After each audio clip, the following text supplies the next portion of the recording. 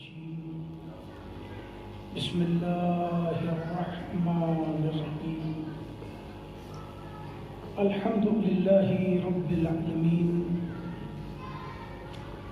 والصلاة والسلام على سيد الأنبياء والمرسلين المخاطب بطه وياسين سيدنا ونبينا وشفيع ذنوبنا وحبيب قلوبنا وطبيب نفوسنا مولانا ابو القاسم محمد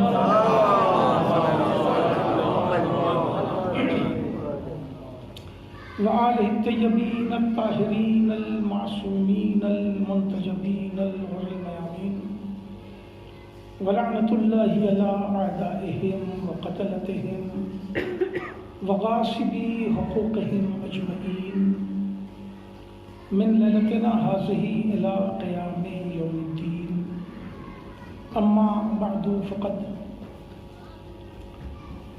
قال الله سبحانه تبارك وتعالى في كتاب المبين وأصدق القائلين بسم الله الرحمن الرحيم وَإِذِ ابْتَلَىٰ إِبْرَاهِيمَ رَبَّهُ بِكَلِمَاتٍ فَأَتَمَّهُنَّ قَالَ إِنِّي جَاعِلُكَ لِلنَّاسِ إِمَامًا قَالَ وَمِنْ ذُرِّيَّتِي قَالَ لَا يَنَالُ عَهْدِي الظَّالِمِينَ صلوات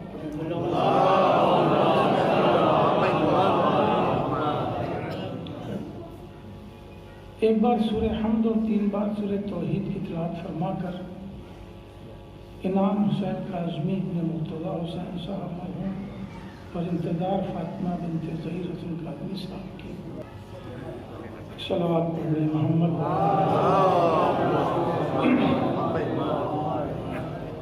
عزیزان محترم، بہت ہی نفعت اللہ وقت ہے جس میں اپنے معروضات کو آپ کی خدمت میں پیش کرنے کی سعادت حاصل کرنی ہے۔ یہ آیت کریمہ جس میں پروردگار عالم اپنے خلیل کے امتحان کا ذکر کر رہا ہے اور گفتگو حبیب سے ہے۔ پھر جملہ دہرا رہا ہوں، اس آیت کریمہ میں خلیل کے امتحان کا ذکر ہے اور گفتگو حبیب سے ہے۔ ارشاد ہوتا ہے میرے حبیب اس وقت کو یاد کیجئے کہ جب ابراہیم کے پروردگار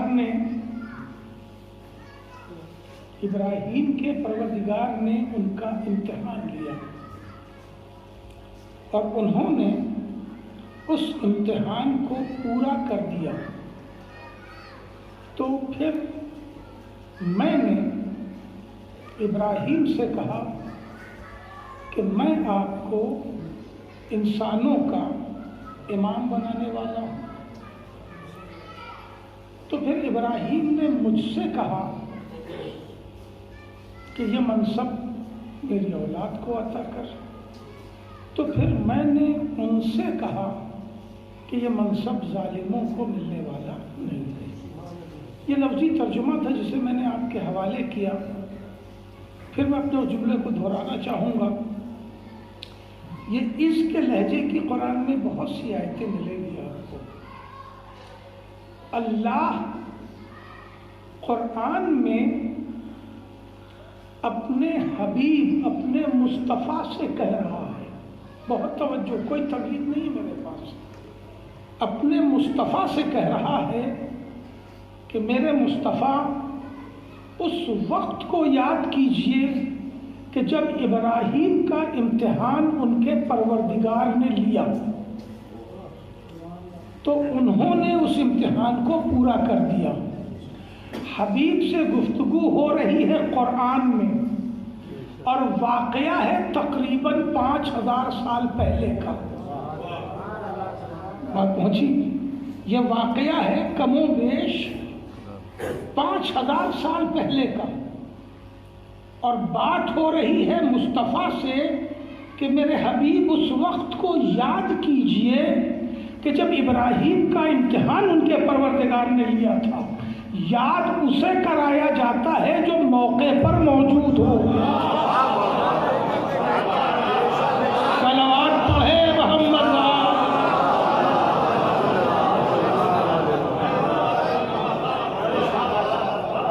یاد اسے کرایا جاتا ہے جو موقع پر موجود ہو. جو موقع پہ موجود نہ ہو اسے بتایا تو جا سکتا ہے، یاد نہیں کرایا جاتا. توجہ ہے. یہ پوری آیت جو ہے وہ مکالمے میں ہے، ڈائیلاگ میں، مکالمے میں.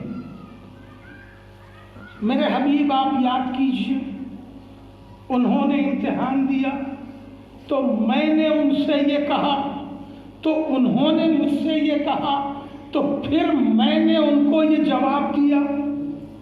توجہ ہے. بات ہے 5000 سال پرانی. ابھی گفتگو ہو رہی تھی ایک صاحب کے سلسلے سے، آپ کر رہے تھے، عمر شاید کر رہے تھے کہ بھئی یہ فلاں صاحب نے میرے ساتھ انٹر کیا. انٹر کیے ہوئے 20 سال ہو گئے تقریباً. آپ ان سے کہیے، دیکھیے پریکٹیکل ہے، ان سے کہیے وہ 20 سال پہلے جہاں سینٹر پڑا تھا وہاں ہم لوگ گئے تھے تو سینٹر میں جو ہے وہ کتنی پریشانی ہوئی تھی. ایک دم وہ ٹیچر ہلنے نہیں دے رہا تھا. تو وہ کہہ دے گا ہاں سینٹر تو پڑا تو یاد تھا مگر ٹیچر یاد نہیں ہے. اور کریں آپ اس لیے کہ واقعے کی جزیات گواہ کو یاد نہیں ہوتی. لفظ میری رائے گاہ مت کیجیے. واقعے کی جزیات گواہ کو یاد نہیں ہوتی. میرے حبیب اس وقت کو یاد کیجئے پالنے والے 5000 سال تقریباً پرانا واقعہ، اور تو لفظوں کی گفتگو کر رہا ہے. میں نے یہ کہا یاد کیجئے تو انہوں نے یہ جواب دیا یاد کیجئے.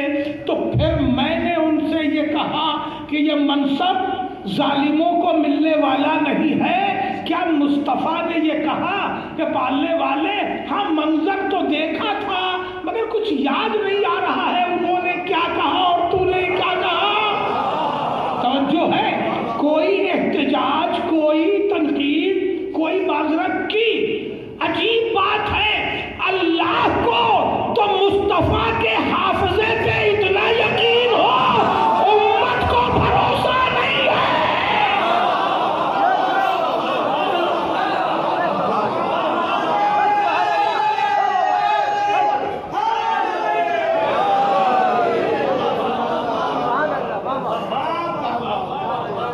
میرے حبیب یاد کیجئے کہ ابراہیم کا ہم نے امتحان لیا اور انہوں نے اس امتحان کو مکمل کر دیا.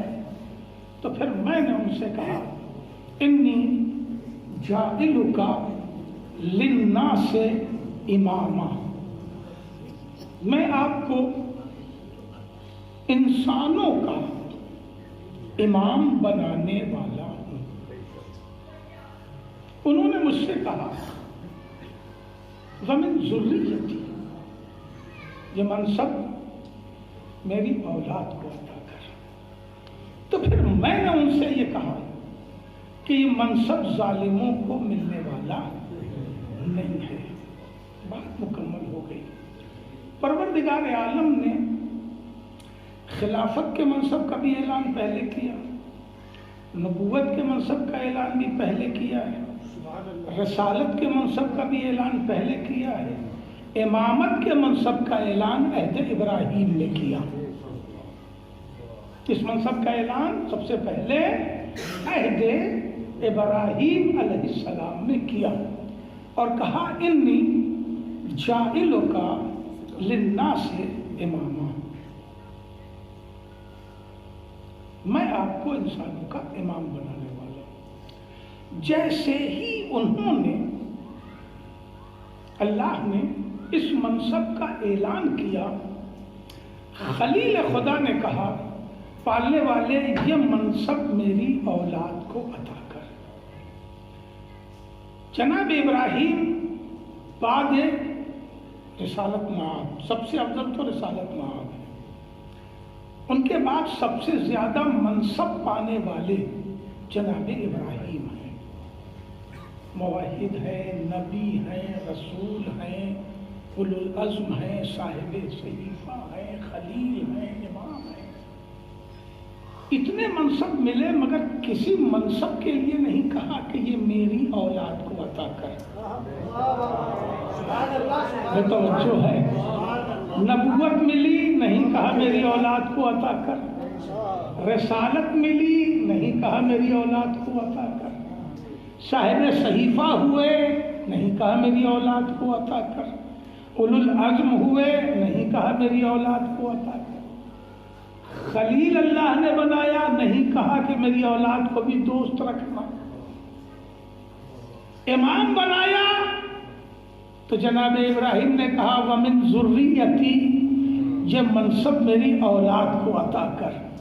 اس کا مطلب یہ ہے کہ نبوت کی نگاہ میں بھی امامت خاص منصب ہے۔ جو ہے نبوت کی نگاہ میں بھی امامت کوئی خاص منصب ہے۔ اب اگر ہم امامت کی توصیف کرتے ہیں تو کہتے ہیں غلو کر رہے ہیں، مبالغہ ہے۔ نبی نے بھی تو کسی بھی اور منصب کی دعا نہیں کی اولاد کے لیے، کی تو امامت کے لیے کی۔ پالنے والے یہ منصب میری اولاد کو عطا کر۔ ایک جملہ عرض کروں، بہت وضاحت کا وقت نہیں ہے۔ آپ بتا سکتے ہیں کہیں کبھی سنا ہے کہ نبوت کی کوئی دعا اللہ نے رد کی ہو کہ یہ ہم دعا تمہاری قبول نہیں کریں گے؟ کبھی سنا آپ نے کسی بھی سے؟ کہیں پڑھا؟ جناب آدم نے توبہ کی، اللہ نے قبول کی۔ جناب یونس نے توبہ کی، اللہ نے قبول کی۔ کوئی دعا ہے جو کی ہو اور اللہ نے قبول نہ کی ہو؟ جناب سلیمان نے حکومت مانگ لی، اللہ نے قبول کی۔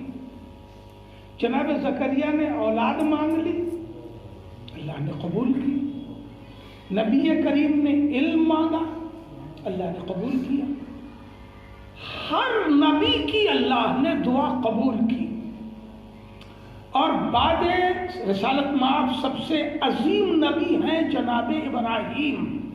جناب ابراہیم دعا کر رہے ہیں پالنے والے یہ امامت میری اولاد کو عطا کر، یا یہ ثابت کرو کہ یہ اللہ نے دعا قبول نہیں کی، یا یہ بتاؤ کہ یہ منصب ملا کسے؟ نہیں جملہ پہنچا سکا بھائی، یا تو یہ دنیا ثابت کرے کہ اللہ سے جناب ابراہیم نے دعا کی کہ ہمیں ہماری اولاد کو منصب عطا کر، اللہ نے دعا قبول ہی نہیں کی۔ جب نہیں قبول کی تو کسی کو امامت ملے گی نہیں۔ اور تاریخ قرآن یہ کہہ رہی کسی نبی کی دعا رد نہیں ہوئی، تو جب عام انبیاء کی دعا رد نہیں ہوئی تو اتنے بڑے نبی کی دعا کیسے رد ہوگی؟ اور جب رد نہیں ہوئی تو یہ بھی تو زمانہ بتائے کہ وہ امامت ملی کسے؟ چلی دعا تو کوئی تو مصداق و مستحق ہوگا۔ اب مستحق ہوگا کون؟ یہ بھی اسی دعا میں ذکر ہے۔ دو شرطیں ہیں اس دعا میں، بہت توجہ چاہتا ہوں، جملہ پہنچنا چاہیے، وضاحت کا وقت نہیں ہے۔ ایک شرط لگائی ہے اللہ نے اور ایک شرط لگائی ہے جناب ابراہیم نے۔ بڑی نازک سی بات ہے۔ میں نے آپ سے پیروی کی کہ میرا بچہ امتحان دے رہا ہے، اس کی کاپی آپ کے یہاں آئے گی، آپ اسے اچھے مارکس دے دیجیے گا۔ آپ سے میں نے کہا میرا بیٹا امتحان میں رزلٹ آیا تو اسے اچھا مارکس نہیں ملا، پڑوسی والے لڑکے کو اچھا مارکس ملا۔ میں نے پوچھا بھائی آپ نے میرے بیٹے کو تو نہیں دیا مارکس؟ تو آپ نے پڑوسی کو تو دے دیا ہے. ٹھیک ہے، یہ بات پہنچ رہی ہے. کیا اس پیروی کا کوئی فائدہ ہے؟ کیا یہ آپ نے میری بات رکھی؟ کیا میری گزارش کا کوئی نتیجہ نکلا؟ میں یہی کہوں نا بھائی، میں نے مانگا تھا اپنی اولاد کے لیے، کہاں ہے آپ؟ اور آپ نے کسی پڑوسی کو وہ نمبر دے دیا، تو ظاہر ہے کہ یہ قابل قبول بات نہیں ہے. اب جملہ پہنچنا چاہیے. جناب ابراہیم نے ایک شرط لگائی ہے امامت کے لیے کہ پالنے والے میرے بعد امامت دینا تو میری اولاد کو عطا کرنا. بھائی توجہ ہے. تو اب دنیا میں جملہ حوالے کرو، دنیا میں جسے بھی امام ماننا پہلے اس کا شجرہ ضرور دیکھ لینا. بہت دور جملہ جا رہا ہے.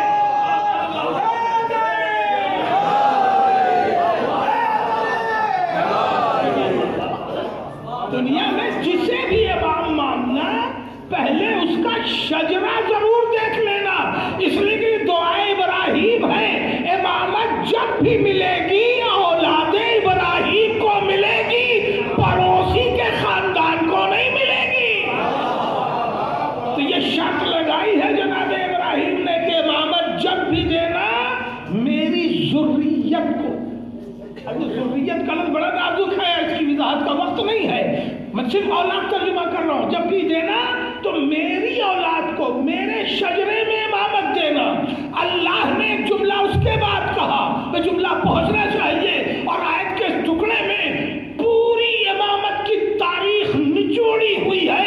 اللہ نے کہا یہ منصب ظالموں کو ملنے والا نہیں ہے، تو جب بھی امامت تلاش کرنا مظلوموں کی فہرست میں تلاش کرنا، ظالموں کی فہرست میں تلاش نہ کرنا. صلوات پڑھے.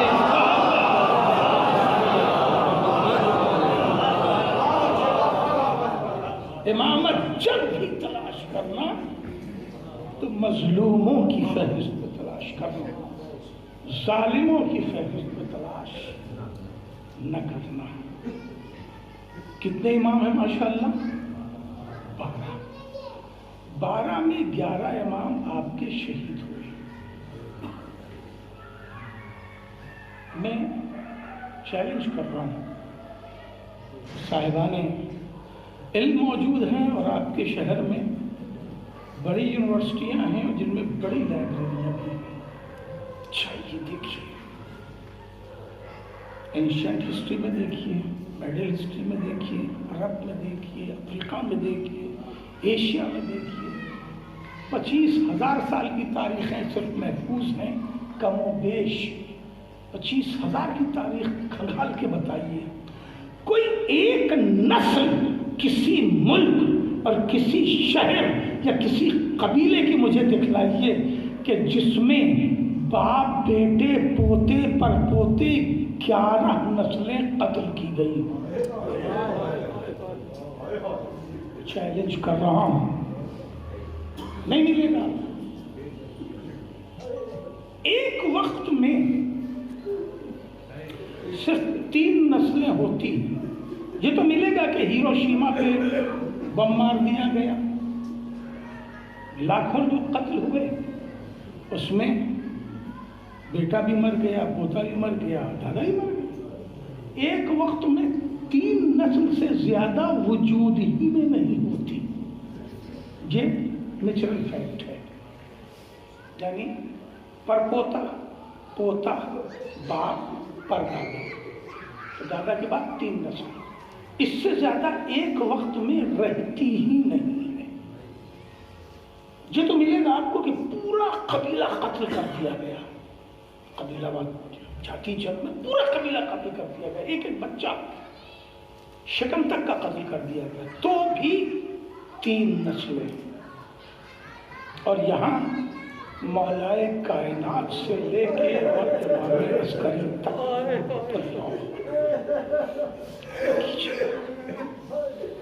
کہیں سنا، کہیں وجود میں نہیں آیا، وجہ کیا ہے؟ غور کریں، سوچنے کے لیے، عبرت کے لیے، معصومین کو سمجھنے کے لیے میرا یہی جملہ کافی ہے۔ صرف اس پوائنٹ پر انسان ریسرچ کرے تو اسے دین سمجھ میں آ جائے گا۔ وجہ کیا تھی؟ ساری دنیا کے FIR چیک کر ڈالیے، آپ کو بنیادی طور پر 3 ہی چیزیں ملیں گی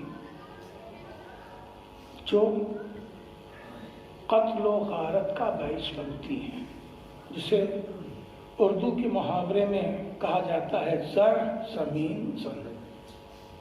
چوتھی کوئی چیز نہیں ملی۔ زر سے منصب بھی جڑا ہے، دولت بھی جڑی ہے، زر ایک سمبل ہے۔ زمین سے بھی حکومت بھی جڑی ہے، پراپرٹی بھی جڑی ہوئی ہے، اور تیسری چیز انسان کی فطری بیماری ہے۔ چوتھا کوئی کیس نہیں ملے گا۔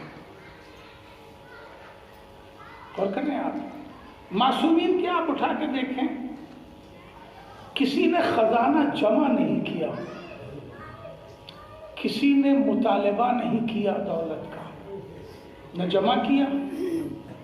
دیکھیں مال بہت بھی جمع ہو جائے تو لوٹنے والے آتے ہیں نا، قتل کا باعث بنتا ہے۔ جمع بھی نہیں کیا، کسی سے مانگا بھی نہیں، کسی کا لے کے غصب بھی نہیں کیا، پھر قتل کی وجہ کیا ہو سکتی ہے؟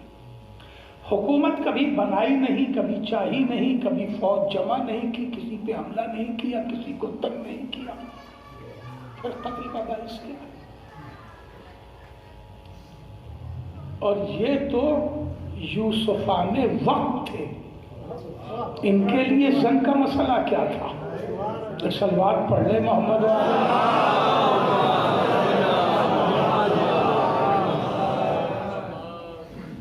پھر وجہ کیا تھی؟ وجہ وہی ہے جو قرآن نے بیان کیا ہے کہ یہ منصب ظالموں کو نہیں ملے گا۔ بھائی بات، یہ منصب امامت کا ظالموں کو نہیں ملے گا۔ ہر امام کا جرم یہی تھا کہ اپنے وقت کے کسی ظالم کو قبول نہیں کیا۔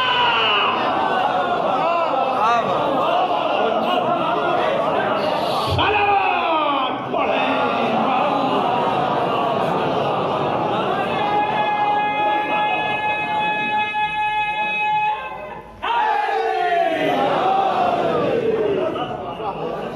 اپنے وقت کے کسی بھی امام نے کسی بھی ظالم کو قبول نہیں کیا۔ ہمارے اور آپ کے یہ 7ویں امام صلوات پڑھتے ہیں۔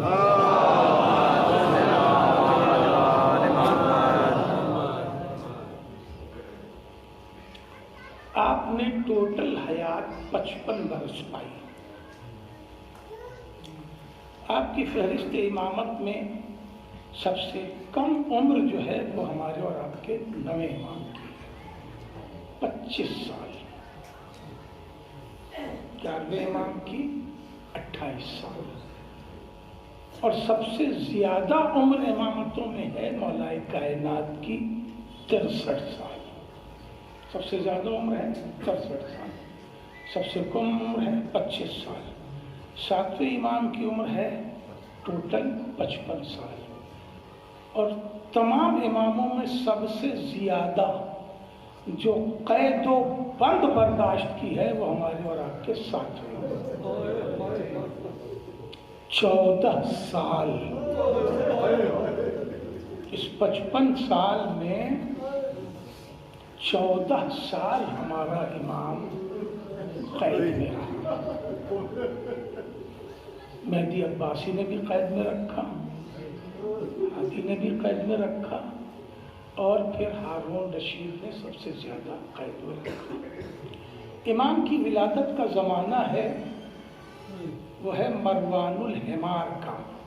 یہ بنی امیہ کا آخری بادشاہ تھا، سلسلہ بنی امیہ کا آخری بادشاہ۔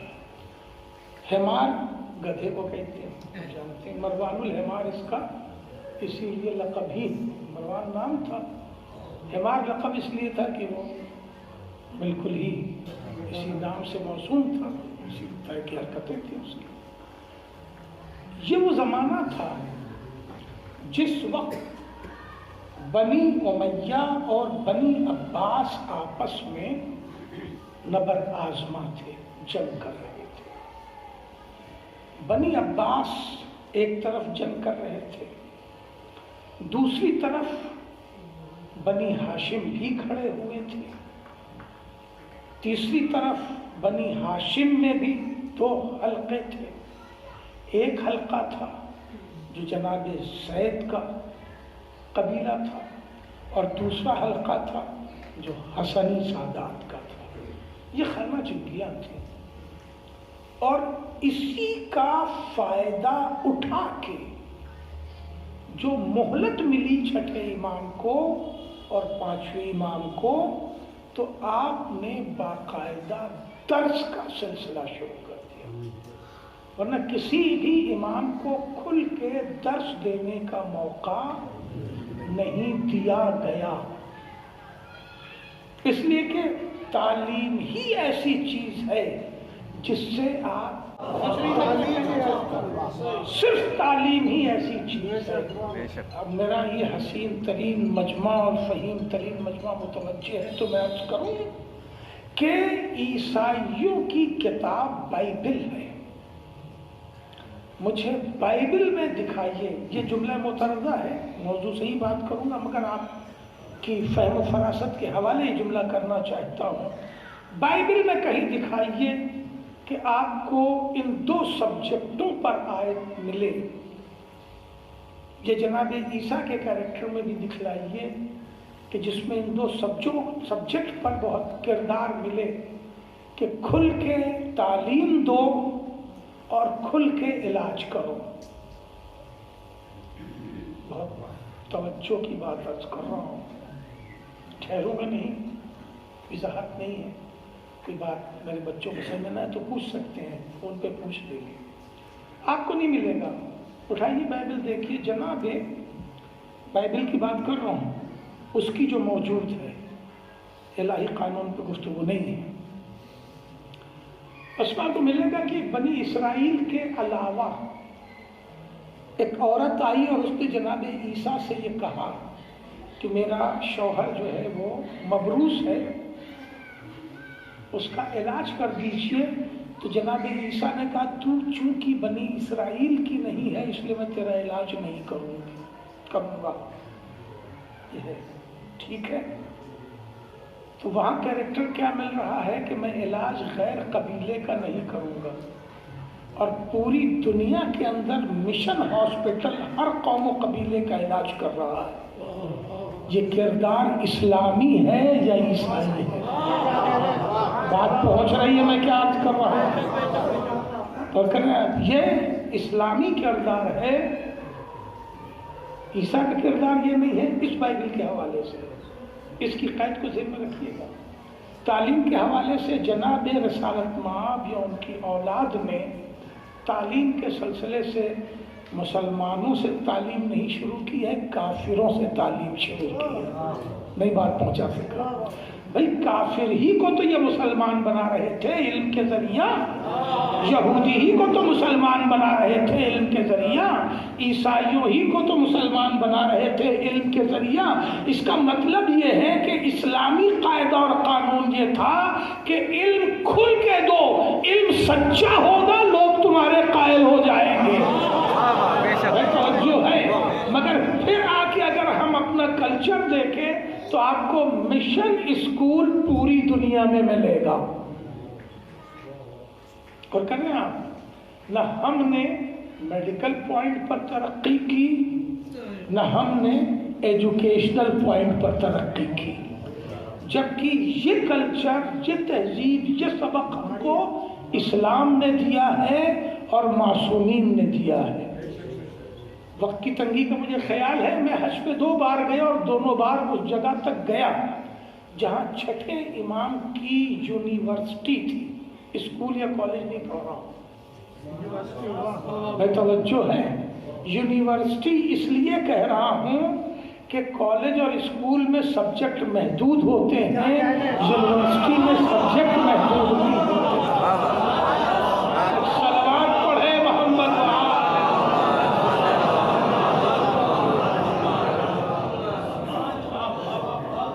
دونوں بار میرے ساتھ جو ایک واقعہ پیش آیا وہ یہ، میں وہیں اپنے جاننے والے کے ساتھ گیا تھا، اس کی کار میں جو وہاں رہتا تھا کام کرتا تھا۔ جیسے ہی اس مقام تک کار پہنچی، وہاں کھلا ہوا میدان ہے اور ایک جگہ کنکڑ پتھر کے ڈھیر، اتنا اونچا ڈھیر ہے کہ شاید یہ چھت بھی چھوٹی پڑے، اتنا ڈھیر ہے۔ اور دونوں حج کے درمیان جو ہے وہ میرے 4 سال کا فرق ہے، 4 سال بعد بھی وہ ویسا ہی تھا۔ اس میدان میں کوئی فرق نہیں آیا تھا، نہ اس ڈھیر میں کوئی فرق آیا تھا۔ وہ لے کے گیا کہ یہیں پر چھٹے امام کا وہ یونیورسٹی تھی جہاں امام تعلیم دیتے تھے، اور بیک وقت 3000 طالب علم ہوتے تھے امام کے درس میں، بیک وقت 3000 طالب علم ہوتے تھے۔ یہ موقع ملا تھا وہی جب بنی عباس اور بنی امیہ آپس میں خانہ جنگی میں لگے ہوئے تھے، اور امامت کو موقع ملا تو آپ نے اتنا جملہ پہنچنا چاہیے، درس اتنا وقی کر دیا، اتنا وقی کر دیا کہ جو فقہ محمدی تھی فقہ جعفری بن گئی۔ کیا جو ہے صلوات پڑھے۔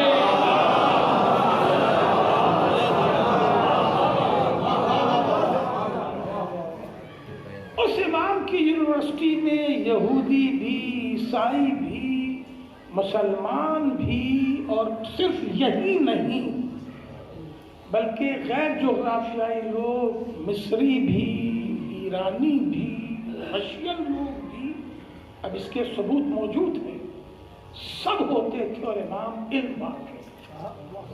اور کہنے اس واقعے کو چھیڑا اس لیے ہے، موضوع کے ہی اندر ہوں، کہ ان 20 برسوں میں آپ کے ساتھ جو آپ کا بیٹا تھا وہ ہمارے اور آپ کے 7ویں امام تھے۔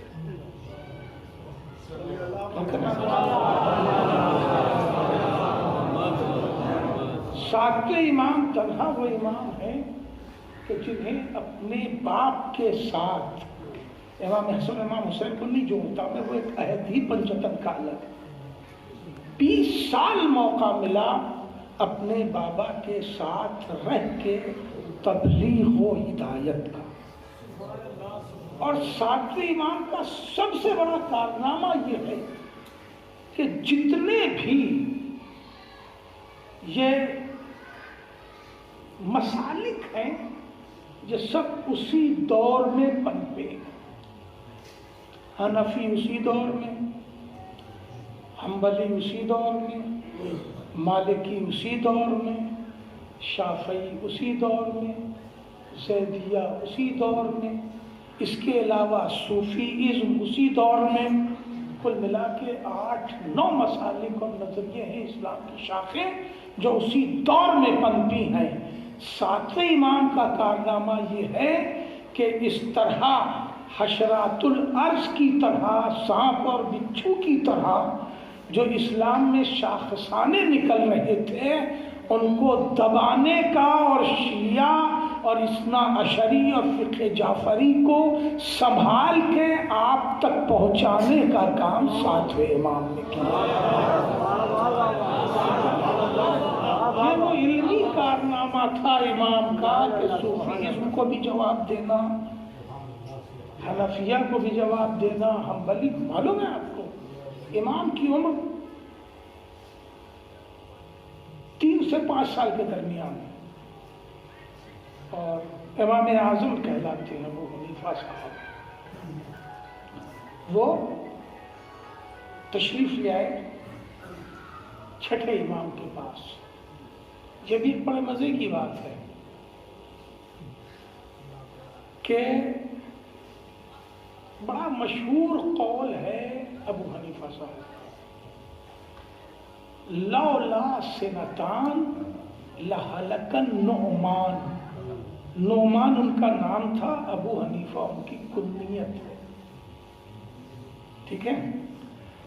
لولا سنتان، اگر 2 سال نہ ہوتے، لہلک النعمان، تو نعمان ہلاک ہو جاتا۔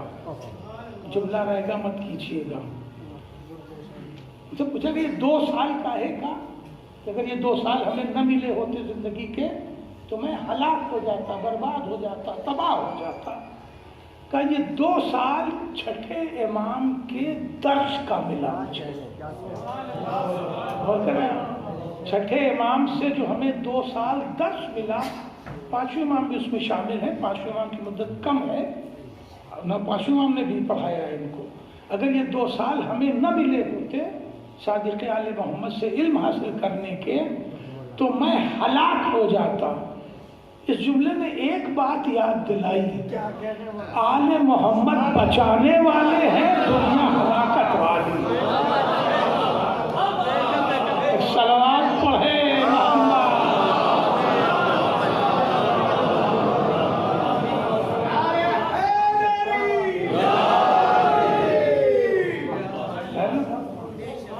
اور بھی کہا تھا کہ اگر علی نہ ہوتے تو ہم، انہوں نے کہا اگر صادق آل محمد نہ ہوتے تو ہم۔ معاملہ صرف یہ تھا کہ علم تو لیا آل محمد سے، مگر بیچ دیا حکومت کے ہاتھ۔ کریں آپ دیکھیے، ایک مجلس کا موضوع ہے بھی نہیں، اس لیے میں ایک فکری خط ہے جسے پورا کرنا چاہتا ہوں۔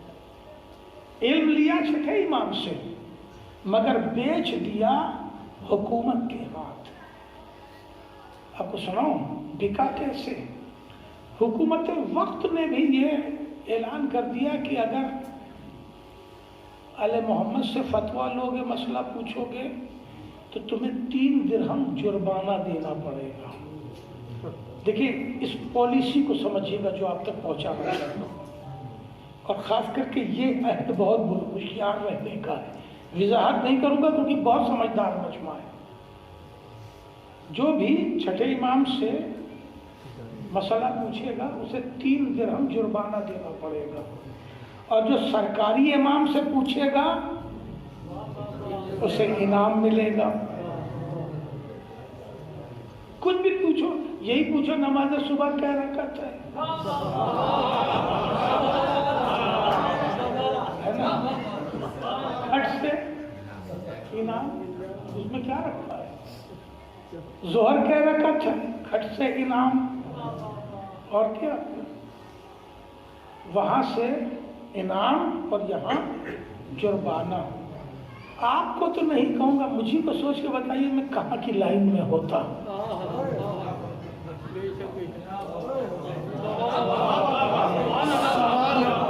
میں کہاں کی لائن میں ہوتا؟ میں سیاسی گفتگو کرتا نہیں، سیاسی آدمی بھی نہیں ہوں، مگر میں نے دیکھا ضرور ہے نیوز میں کہ باقاعدہ 200 روپیہ ملتا ہے ریلی میں جانے کے لیے۔ لیکن میں نے اپنے ذہن کو صرف قریب کر دیا ہے سمجھنے کے لیے، 200 روپے لو ریلی میں جاؤ، اور پھر میڈیا والے اس کی بھیڑ دکھاتے ہیں، دیکھیے اتنے ان کے فالوورز ہیں۔ ہے فالوور؟ نہیں ہے، پر کائے کے لیے گئے 200۔ معلوم یہ پولیٹکس نئی نہیں ہے، فالوور بڑھانے کی بہت پرانی پالیٹکس ہے۔ وہاں سے ایک چاہنے والا امام کا، بہت توجہ سنیے گا جملہ، ایک امام کا چاہنے والا گیا اور وہاں جا کر کے اس نے صبح کی کیا رکعت، مثلا 2 رکعت، ظہر کی 4 رکعت، مغرب کی 3 رکعت، کھٹاکھٹ انعام مل گیا۔ وہاں سے آیا امام کے پاس، اور اب حقیقی جو مسائل تھے وہ اس نے پوچھنا شروع کیا۔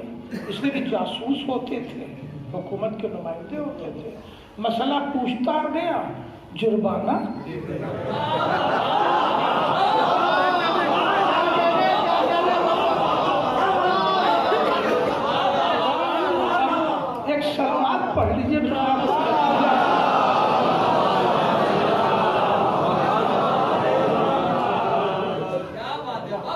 بڑھتا گیا، جرمانہ دیتا گیا. کوئی لاس میں ہے؟ نہیں. اپنے پاس سے کچھ انویسٹ کیا؟ نہیں. مگر اسے حقیقی مسائل معلوم ہو گئے، بات واضح ہو گئی. اب سنیے امام کیا کہہ رہے ہیں، دل پہ ہاتھ رکھیے، جملہ حوالے کہہ رہا ہوں. امام نے سارے مسائل بتا دیے اور جب اٹھنے لگا تو امام نے کہا آئندہ ایسا نہ کرنا. امام نے کہا کہ آئندہ ایسا نہ کرنا. وہ 200 روپے لینے والے بھی سن لیں اگر کوئی ہمارے قبیلے کے ہے. امام نے کہا کبھی ایسا نہ کرنا، اس لیے کہ تم ہمارے چاہنے والے پہچانے جاتے ہو. تم ہمارے چاہنے والے پہچانے جاتے ہو. اس کی لائن میں کھڑے ہو جاؤ گے تو وہ معتبر سمجھا جانے لگے گا.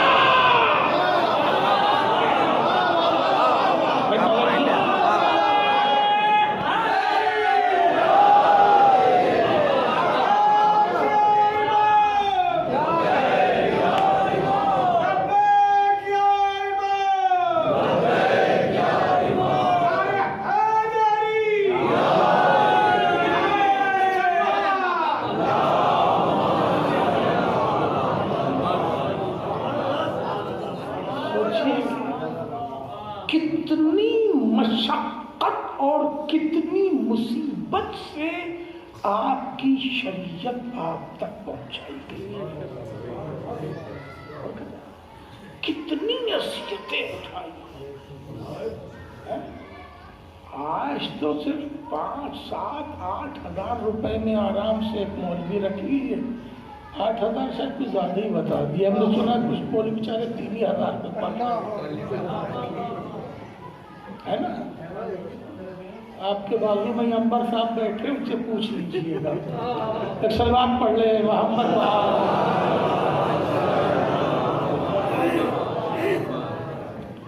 3 ہزار روپے کا جملہ دوہرا رہا، پوچھیے گا ضرور صاحب سے. 3 ہزار روپے پر بھی کچھ مولویوں کو رکھا جا رہا ہے. شریعت پوری مل رہی ہے. اب اس قربانی کو غور کیجیے، کتنی آسان آپ تک شریعت اور آپ کا دین اس وقت ہے. پہنچا کتنی مشقتوں سے، کتنی قربانیوں سے. خدا کی قسم بہت اچھا رہے گا اگر موضوع آپ کی مجلس سے ہو. آپ کے ساتویں امام کی ایک اور مظلومی ہے، وہ بھی سنا دوں. آپ کی اور ہمارے ساتویں امام کی ایک مظلومی یہ بھی ہے کہ آپ کی ولادت 7 صفر کو ہے اور 7 صفر کو امام کا کوئی ذکر نہیں ہوتا.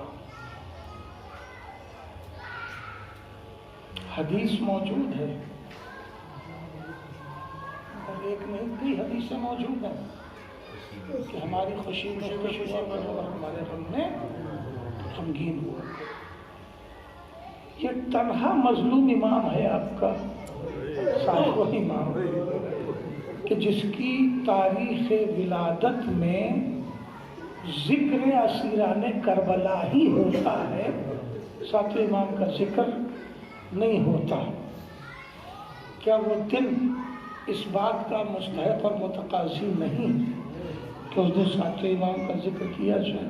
آپ مجھ سے بھی سوال کر سکتے ہو رجوع بولے تم کیا کرتے ہو، تو میں یہ کہوں گا کہ خمسہ پڑھتا ہوں، عشرہ پڑھتا ہوں، مگر 6 شب 7 سفر میں اپنے اسی موضوع کے حوالے سے میں ساتویں امام کا ذکر ضرور کرتا ہوں. السلام علیکم.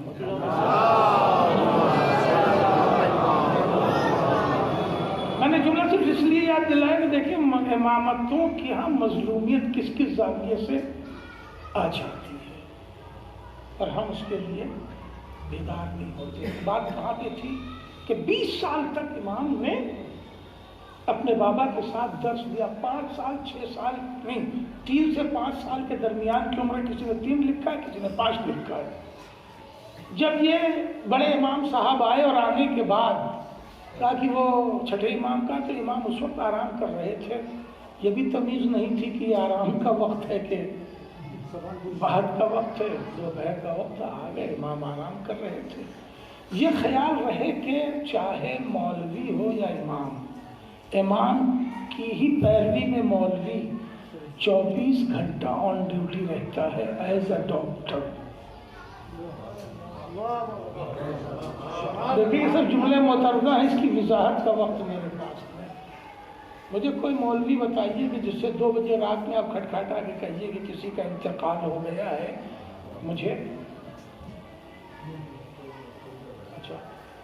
مجھے یہ مسئلہ بتا دی اور وہ یہ کہے کہ ابھی رات ہے میں مسئلہ نہیں بتاؤں گا. کوئی ہے مولوی ملا آج تک؟ کیوں میں 2 بجے رات میں بتاتا ہے؟ اس لیے وہ سمجھتا ہے کہ میں آن ڈیوٹی، سمجھتا ہے کہ میں شرعاً ذمہ دار ہوں، وہ ذمہ داری نبھاتا ہے. اور اگر نہیں نبھاتا تو وہ مولوی ہے ہی نہیں، پھر وہ مولوی ہے ہی نہیں. اگر یہ کہتے کہ بہت رات ہے اور میں یہ مسئلہ نہیں بتاؤں گا، صبح آئیے گا تو بتاؤں گا، اگر کہتا ہے تو مولوی نہیں. اسے خارج کر دو اس شعبے سے، اور مولوی معاملہ نہیں. ایک بات پوری ہو گئی. امام کبھی نہیں کہہ سکتے کہ میں سو رہا ہوں کہ جاگ رہا ہوں. وہ آئے، امام اس وقت سو رہے تھے. اب یہ بات اس لیے میں نے رک کے کہی، امام کبھی نہیں کہہ سکتا کہ میں سو رہا ہوں، میں جاگ نہیں، ٹائم ہے، میں کہیں جا رہا ہوں، کوئی مشکل ہے. نہیں کہہ سکتا، کہہ نہیں سکتا. وہ آئے، چھٹے امام آرام کر رہے تھے، 7ویں امام علیہ السلام. 3 سے 5 سال کی عمر کیا ہوتی ہے بھائی، کتنے چھوٹے تھے. آئے، انہوں نے کہا آپ کے بابا کہاں ہیں؟ کہا وہ آرام کر رہے ہیں، مگر یہ تو بتائیے مسئلہ کیا ہے.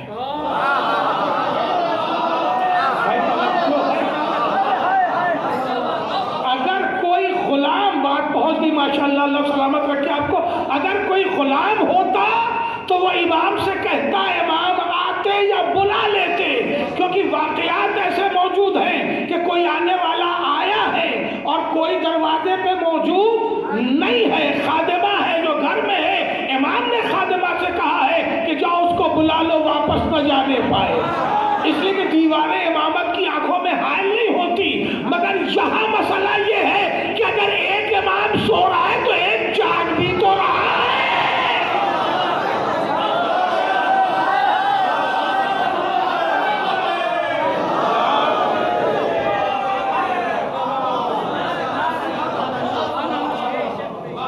چھوڑیے میرے بابا سو رہے ہیں، بتائیے مسئلہ بھی تو کیا ہے. اور مسئلہ اتنا بھیانک ہے کہ اس کے اوپر علماء جانتے ہیں کتنی بڑی بڑی کتابیں لکھی گئی. جبر و اختیار کا مسئلہ ہے. یہ انسان جو کوئی عمل کر رہا ہے، یہ خود کر رہا ہے یا اللہ کرا رہا ہے؟ کیونکہ ایک محاورہ اردو میں مشہور ہے کہ اللہ کے حکم کے بغیر پتا بھی نہیں ہلتا. تو جب پتا نہیں ہل سکتا تو میں بھی مجلس پڑھ رہا ہوں تو اللہ کے حکم سے پڑھ رہا ہوں، اور اگر اب نہیں پڑھوں گا تو اللہ کے حکم سے نہیں پڑھوں گا. یہ مسئلہ بڑا سنگین ہے. میں آپ کو صرف سوال و جواب بتا رہا ہوں. کہاں وہ بوڑھا امام جنہیں امام اعظم کا لقب ہے، ان کی بات کر رہا ہوں، اور کہاں یہ ہمارا امام 3 ساڑھے 3 سال 4 سال کی عمر. کہ ابو کے بس کا نہیں معلوم ہوتا ہے، بڑا ٹیڑھا مسئلہ. پر ہم تو کیجئے، ہم سنیں تو صحیح. کہ یہ بتائیے کہ یہ جو کام انسان کر رہا ہے اسے تو اللہ کرا رہا ہے. ان شارٹ امام نے کہا دیکھو، کوئی بھی کام اگر ہو رہا ہے انسان کے ذریعہ تو 3 حالتیں ہیں. یا اللہ کرا رہا ہے، بندہ مجبور ہے نا، یا بندہ کر رہا ہے، اللہ اس میں کوئی روک ٹوک نہیں رکھے، آزادہ نہ کر رہا ہے، یا دونوں مل کے کر رہے ہیں. چوتھی تو کوئی حالت نہیں. اللہ کرا رہا ہے، بندہ کر رہا ہے، یا اللہ اور بندہ دونوں مل کے کر رہے ہیں، یا بندہ آزاد ہے کام کرنے میں. مثلا نماز پڑھ رہا ہے یا چوری کر رہا ہے، تو یا اللہ کرا رہا ہے یا دونوں مل کے کر رہے ہیں، یا بندہ آزاد ہے چوری کرے کہ نماز پڑھے. 3 ہی حالتیں، چوتھی تو نہیں. کہ اگر اللہ کر رہا ہے، بندہ کچھ نہیں کر رہا ہے، تو جہنم اللہ نے کیوں پیدا کی؟ جرم اللہ کرے گا، سزا بندہ پائے گا۔ کیا دنیا میں یہ ممکن ہے کہ اللہ نعوذ باللہ جرم کرے؟ کرا تو اللہ رہا، چوری ڈکیتی مار پیٹ، اور سزا ہمیں دے گا؟ یہ ہو نہیں سکتا۔ اور یا پھر دونوں مل کے کر رہے ہیں، اللہ نے کہا ہے ہم کر رہے ہیں، یا دونوں مل کے کر رہے ہیں، دونوں صورتوں میں سزا بھی دونوں میں بٹنی چاہیے۔ دنیا کی عدالتیں کرتی ہیں کہ نہیں؟ کوئی ہتھیار دے، کوئی قتل کرے، سزا دونوں کو ہے کہ نہیں؟ ٹھیک ہے، تو اگر دونوں مل کے کر رہے ہیں تو اللہ کو بھی سزا بھگتنی چاہیے تھوڑی سی، اور تھوڑی سی وہ سزا۔ اور قانون قرآن ہے کہ سزا صرف بندے کو دی جائے گی۔ اس کا مطلب یہ ہے کہ بندہ اپنے امور میں آزاد قرار دیا گیا۔ اس شرمندگی کا بدلہ ایک بوڑھے آدمی کو بچے نے سمجھا دیا، اس شرمندگی کا بدلہ کئی بار امام سے ابو حنیفہ نے لینا چاہا۔ اب واقعات انہیں جانا مقصود نہیں، اور ہر بار انہیں شرمندہ ہونا پڑا۔ میرا جملہ رہے گا نا کہ ہر بار انہیں شرمندہ ہونا پڑا، اس لیے کہ انہیں پتا ہی نہیں ہے، میرا جملہ بڑا قیمتی آپ کی نظر ہو رہا ہے، انہیں پتا ہی نہیں ہے کہ جو امامت جس کا اعلان اللہ نے کیا تھا، انی جاعلک للناس اماما، اسے جب اولاد ابراہیم کو دیا تو اتنا بلند کر دیا کہ کل شیء احصیناہ فی امام مبین۔ اللہ نے ہر علم اولاد ابراہیم کو عطا کر دیا۔ صلوات پڑھے۔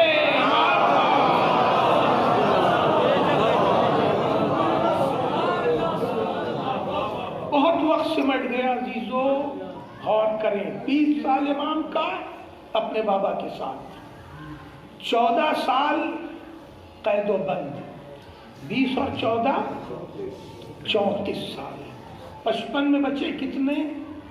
21۔ دیکھیے میری میتھمیٹکس کمزور ہے بھائی، ساتھ دیتے ہیں، اور مولوی وہی اچھا ہوتا ہے جس کا حساب کتاب کمزور ہو۔ سلوات پڑھ لے محمد۔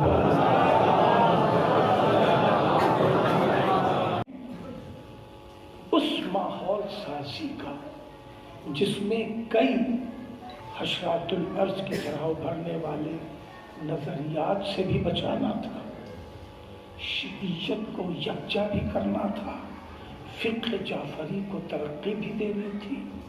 ان 14 برسوں میں جس میں امام 3 بار مسلسل قید ہوئے، آزاد ہوئے، قید ہوئے، اس درمیان بھی امام نے اپنے عظیم نمائندے باہر چھوڑے جو صرف لفظوں کے ذریعہ ڈائریکشن پاتے تھے،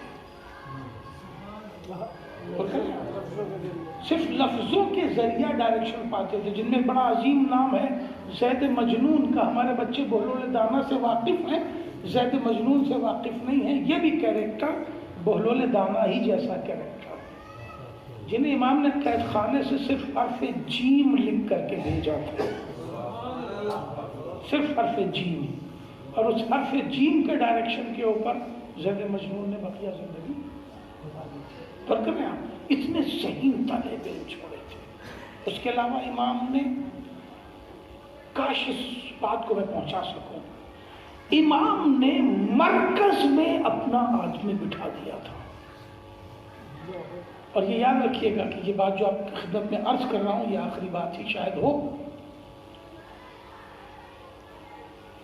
امام نے قیامت تک کے شیعوں کو ایک درس دیا ہے، اور اگر اس درس پہ ہم زندگی نہیں گزار رہے ہیں تو یاد رکھیے گا بڑی مسئولیت ہے ہماری۔ درس سنیں گے آپ؟ امام نے ایک طالب علم تیار کیا جنہیں علی ابن یقطین کہتے ہیں، جن امام کے کریٹ کیے ہوئے، ان کی جانیں کتنے امام کے املا کیے ہوئے دستاویزات ہیں، جس میں سے کچھ محفوظ بھی ہیں آکسفورڈ وغیرہ میں، یعنی مکتوبات ہیں۔ انہیں کریٹ کیا، تیار کیا تاکہ حکومت کی نگاہ ان پر پڑے۔ حکومت کی نگاہ پڑی اور عباسی بادشاہ نے انہیں اپنا وزیر اعظم بنایا۔ بہت جلدی عرض کرنا چاہوں گا، وزیر اعظم بنایا۔ یہ کوئی معمولی پوسٹ تو نہیں ہے۔ بادشاہ پریزیڈنٹ آف انڈیا کی طرح ہوا کرتا ہے کام، وزیر اعظم کرتا ہے۔ ہر دور میں ایسے ہی ہوا ہے۔ بادشاہ کو جو پالیسی دیتا ہے وزیر دیتا ہے، اسے وزیر اعظم ہوتے، وزراء ہوتے ہیں۔ وزیر اعظم علی بن یقطین، دعوت نامہ آیا، مولا دیکھیے امام نے کریٹ کیا ہے، مگر اس لیے نہیں کہ تم وزیر بن جاؤ، ایک پالیسی امام نے تیار کی، ایک ایسا شخص بناؤ تاکہ حکومت کی نگاہ میں آئے۔ غور کیا آپ نے؟ اگر میں کہوں گا اپنے بچوں سے کہ IAS کمپلیٹ کرو، PCS کمپلیٹ کرو، اور کریں آپ اس لیول کے ایگزام دو، تیاری کرو تاکہ حکومت کی نگاہ میں آؤ، اور کریں آپ IAS کریں گے تو مجھے سفارش کرنے کی ضرورت تھوڑی پڑے گی، بھیا انہوں نے IAS کر لیا ہے، کہیں اچھا ملازم بنا دو، خود بخود حکومت کی نگاہ میں آتا ہے۔ امام نے کریٹ کیا، نگاہ پڑی، وزارت کا دعوت نامہ آیا۔ امام سے آ کے پوچھا مولا کیا کروں، دعوت قبول کر لوں یا چھوڑ دوں؟ امام نے جو قانون دیا ہے وہی قانون پھر جناب بہلول دانا کو 8ویں امام نے سنایا تھا۔ بات آگے بڑھ جائے گی۔ امامت کے جو قانون ہوتے ہیں وہ ایک فرد کے لیے نہیں ہوتے، ہر زمانے کے لیے ہوتے ہیں۔ قانون یاد رکھیے، اور خدا کی قسم آپ کو دے کے کہہ رہا ہوں کہ اگر موقع ملے تو اسی قانون پر زندگی گزاریے گا۔ یہ اصول اسلام ہے، اصول شریعت ہے۔ امام نے کہا علی بن یقطین، ظالم کی نوکری کرنا حرام ہے۔ اب ظالم سمجھانے کی ضرورت تو نہیں ہے، ظالم کی نوکری کرنا حرام ہے، مگر مومنین کو ان کے حقوق دلوانے کے لیے کرنا چاہیے۔ کیا سمجھ؟ یہ پالیسی ہے بھائی قیامت تک کے لیے، دنیا کے ہر جغرافیے میں، ہر تہذیب میں، ہر پولیٹکس میں جینے کے لیے قیامت تک کا اصول امام دے رہے ہیں کہ ظالم کی اتباع نہ کرنا، نوکری نہ کرنا، اس کا تعاون نہ کرنا، اور اگر کرنا پڑے تو تمہارا ایک ہی موٹو ہونا چاہیے کہ جتنے مظلوم ہیں، جتنے مومن ہیں، ہمیں ان کے حقوق دلاتے رہنا ہے۔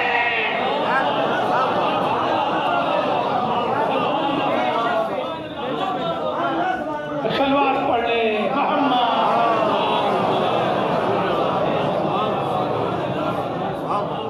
قیامت تک کا خاتمہ۔ علی بن یقطین، یہی بات امام نے بہلول سے کہی تھی مگر انہیں نوکری سے روکا، وہ ایک الگ بحث ہے۔ علی بن یقطین پہنچ گئے۔ اب ایک چیز اور سمجھ لیجیے، ہر امام نے ہر زمانے میں آپ کو آپ کے امام زمانہ کی شخصیت سے روشناس کرایا ہے۔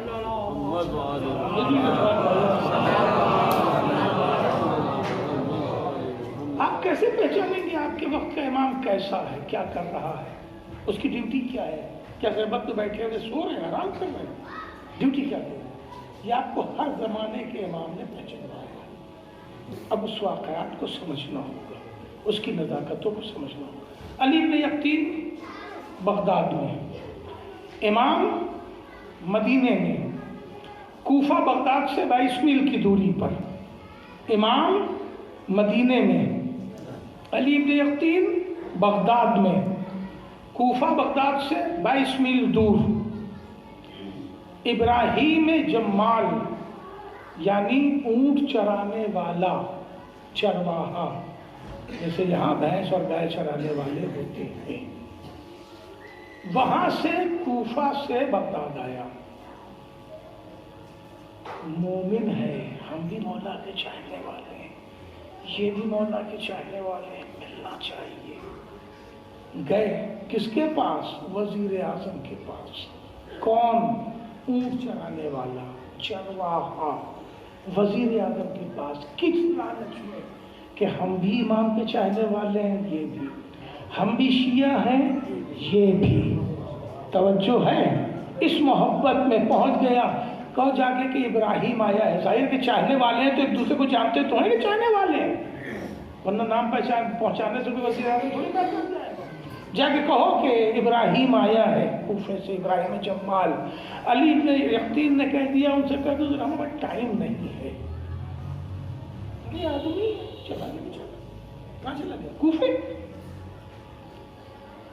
اور کہہ دیا ٹائم نہیں تو کیا کرے، کوفہ چلا گیا، چلا بھی گیا، بھول بھی گیا، پہچانی امامتوں کو اب ریلیٹ کر کے کہنے کا میرے پاس وقت نہیں ہے، وضاحت کا وقت نہیں ہے، چلا گیا۔ ذہن وہ وزیر اعظم ہے، اگر کوئی منتری کے آگے تھانے دار بھی کہنے والا ٹائم نہیں ہے تو ہم چلے آئیں گے، کوئی شکوا ہے نہیں ہے، وہ تھانے دار ہے، ہم عام آدمی ہیں، محلے کے عام رہنے والے ہیں نا، چلو آئے۔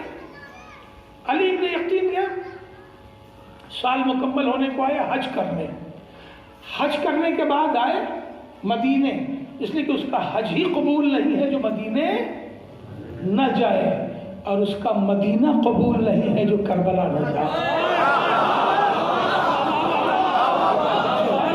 صلوات پڑھ لے محمد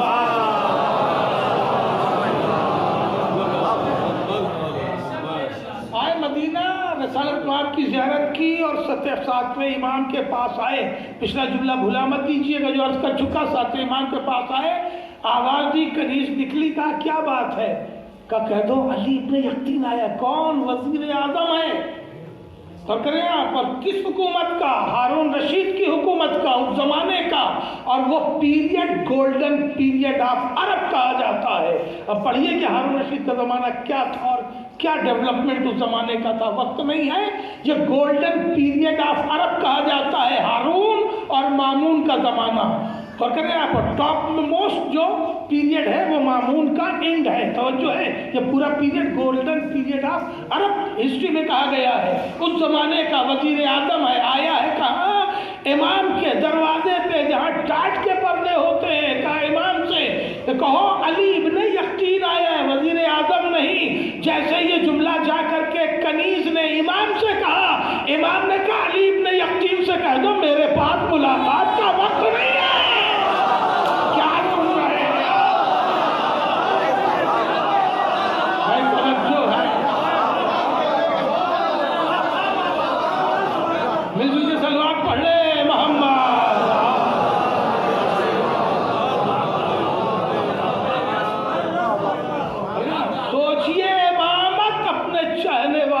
نظر کس طرح رکھتی ہے، ہمارے وقت کا امام اسی طرح ہم پر نظر رکھے۔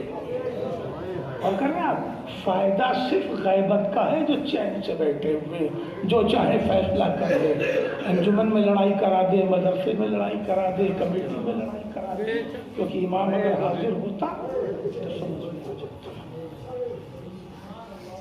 بات کہاں ہوئی ہے؟ بغداد میں۔ آدمی کہاں سے آیا ہے؟ کوفے سے ہے۔ اب گفتگو ایک زمانے کے بعد کہاں ہو رہی ہے؟ مدینے میں۔ امام نے وہی جملہ دہرایا جو علی ابن یقطین نے کہا تھا، مگر علی ابن یقطین با معرفت شخص ہے، غلطی ہونا چوک ہونا اور ہے۔ علی ابن یقطین وہی بیٹھ کے رونے لگے۔ کنیز آئی، کچھ دیر بعد دیکھا رو رہے ہیں، پھر آئی، کچھ دیر بعد دیکھا رو رہے ہیں۔ جا کے کہا، ایک روایت ہے کہ امام راستے میں بھی ملے جب امام اپنے جد کی زیارت کو جا رہے، ایک یہ روایت ہے۔ کنیز نے جا کے کہا، مولا علی ابن یقطین اٹھتے نہیں، روئے جا رہے ہیں۔ ایک وقفہ گزر گیا، روایت نے ٹائمنگ نہیں لکھی مگر ممکن ہے کہ صبح سے دوپہر ہو گئی۔ امام نے کہا علی ابن یقطین سے کہو میں تب تک معاف نہیں کروں گا جب تک کہ ابراہیم معاف نہیں کرے گا۔ بس وقت تمام۔ ابراہیم کتنا امام چاہتا ہے، کتنا امام نگاہ رکھتا ہے، جب تک کہ ابراہیم معاف نہیں کرے۔ علی ابن یقطین نے کہا مولا ہم مدینے میں، وہ کوفے میں، ہم کیسے پہنچیں گے؟ امام نے کہا جاؤ، ٹھہر جاؤ، کل صبح حرم رسول میں نماز صبح پڑھنے کے بعد منہ اندھیرے نماز اول وقت پڑھنے کے بعد جنت البقیع میں آ جانا، جنت البقیع میں تمہیں ایک ناقہ ملے گا۔ جزاک اللہ۔ امام کتنا چاہتا ہے، ایک ناقہ ملے گا، اس ناقے پہ سوار ہو جانا، بس اتنا امام نے کہلایا۔ صبح جب ابراہیم پہنچے، علی بن ابی طالب پہنچے ہیں جنت البقیع پہ، تو ایک ناقہ کھڑا تھا، اس پہ بیٹھے چشم زدن میں اپنے کو کوفے میں پایا، اسی ابراہیم کے دروازے پر۔ صبح ہو رہی ہے، اللہ اکبر اللہ اکبر، صبح ہو رہی ہے، دروازہ کھٹکھٹایا۔ ابراہیم سے کون اتنا سویرے سویرے آ سکتا ہے؟ آواز دی کون ہے؟ کہا میں علی ابن یقطین ہوں، ڈر گیا بیچارہ۔ یہ وزیر اعظم میں نے کون سا جرم کیا؟ بھائی کا کوئی جرم نہیں، جرم ہم سے ہوا ہے، باہر تو آؤ۔ اور جب وہ باہر آیا کہ امام نے مجھے بھیجا ہے، احسان کیا ہے، میں صرف معافی مانگنے کے لیے آیا ہوں، تم مجھے معاف کر دو تاکہ میرا امام مجھے معاف کر۔ اللہ اکبر، جزاکم ربکم خیرا جزا، تم مجھے معاف کر دو۔ روایت میں تو بڑی عجیب لفظیں لکھی ہیں، خدا کی قسم۔ ابراہیم نے کہا میں تو بھول گیا تھا، لیکن وہ بھول گیا ہے مگر امام نہیں بھولا ہے۔ کیوں؟ اس لیے کہ امام زمین پر اللہ کا وارث ہے، نہ اللہ بھولتا ہے نہ امام بھولتا ہے۔ کہ جاؤ میں تو بھول گیا تھا، ارے تم بڑے آدمی ہو، میں غریب آدمی کہہ دیا تو کہہ دیا، کہا نہیں مجھے تم معاف نہیں کرو گے، میرا امام ہمیں معاف نہیں کرے گا۔ روایت کی لفظ سنیں، کہا میں نے معاف کر دیا، کہا ایسے نہیں، میں زمین پر لیٹ جاتا ہوں، اپنے پاؤں جوتے سمیت میرے رخسار پر رکھ کے کہو کہ علی ابن یقین میں نے تمہیں معاف کر دیا۔ کہا نہیں مجھ میں اتنی ہمت نہیں ہے کہ میں اس طرح کہوں، کہا نہیں میں اس لیے کہہ رہا ہوں، میں وہ گرد امام کو دکھلاؤں گا کہ مولا میں معافی مانگ کے آ رہا ہوں۔